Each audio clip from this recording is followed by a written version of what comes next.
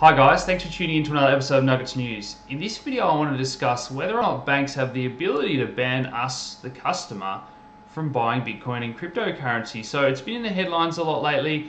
We have spoken in the past about certain deposits and withdrawals getting flagged, and those issues are slightly different to the ones that we're going to talk about today. But here we see the Bank of International Settlements chief slamming Bitcoin, calling it a Ponzi scheme, a threat to central banks, and an environmental disaster. So he's come out swinging there.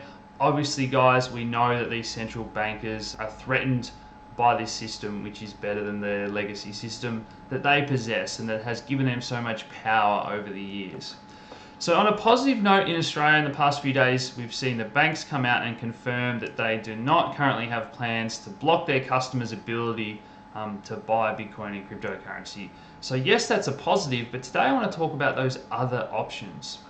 So last night I was part of a panel discussion in Sydney. A few of you will be familiar with another quality Australian project, Haven, that are producing a stable coin as well as a monetary system, a system of payments that they want to roll out across Australia and the world. So that's fantastic to see. I did miss out on the pre-sale or allocation, as a lot of you guys did after Ian Bellina tweeted about it, and things tend to get very popular very quickly when he mentions something, and it's hard for the rest of us to get a piece of the pie. But anyway, so Kane is the founder, but he's also the founder of another great concept a few of you will have used called Blue Shift.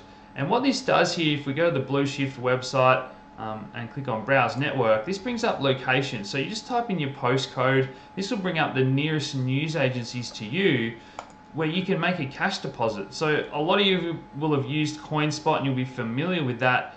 But this is just another option, I guess. I believe it has a 3% fee. But just, you know, if you can't get to the bank or you're having issues, the cash deposit at a news agency is an option. But what we spoke about last night was a new development that they really want to expand this, and they're, you know, working on the final details, but they want this to be everywhere, okay? Not just news agencies. Imagine being able to buy this at the supermarket. Not only that, but they will generate your wallet there. So for people that have no crypto knowledge, they can walk in, have a crypto wallet created, buy a Bitcoin or cryptocurrency, takes it a step further and really gets it out there for the mass adoption, an easy on-ramp and an off-ramp as well, guys. So it's fantastic to hear these discussions taking place in Australia, and we're certainly further along the development curve, I believe, than a lot of other countries. And that was another thing that they spoke about. So you're probably familiar by now that some countries have a premium for their cryptocurrency. We saw Korea trading at a 30% plus premium. Now that premium in different countries represents the difficulty to buy crypto there. So that can be, you know, financial suppression, banks banning it, governments banning it, whatever that may be. But those premiums are reflective of issues that are underlying, okay? So it's not just more expensive for no reason.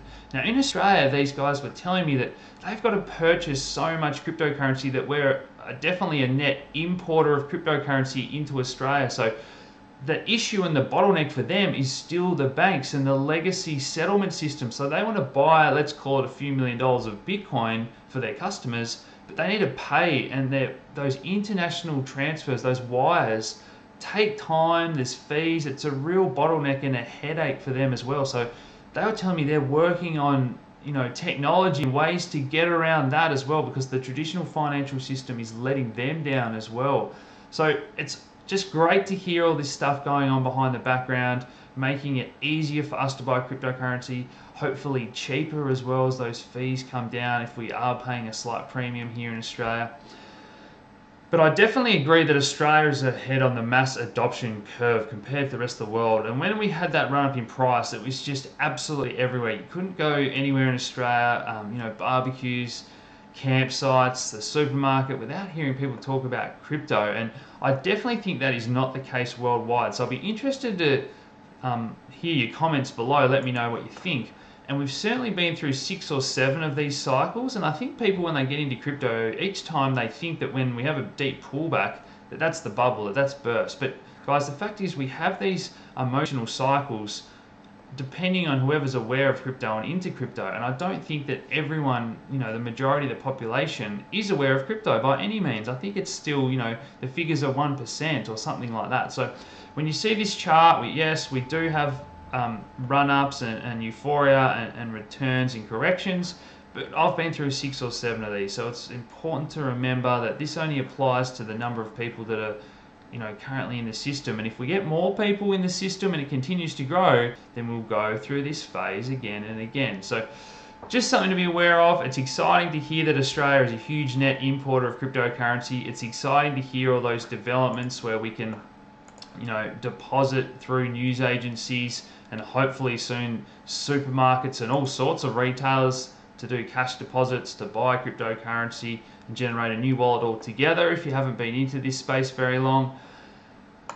The price is having a bit of a pullback today. On a technical basis, I'm just looking for us to form a higher low on this daily chart here, and hopefully we can break this longer term downtrend line with this cycle bracket giving us a bit of a push up. So guys, I hope you've enjoyed that video. It was a pleasure to be on the panel with the Haven guys last night. I'm a little bit disappointed I missed out on an allocation because it is a quality Australian project. I might cover it in full in the future, but you guys know that stable coins are very important. We've covered Maker, we've spoken about Tether, and I think Haven could well be another important part of that ecosystem going forward.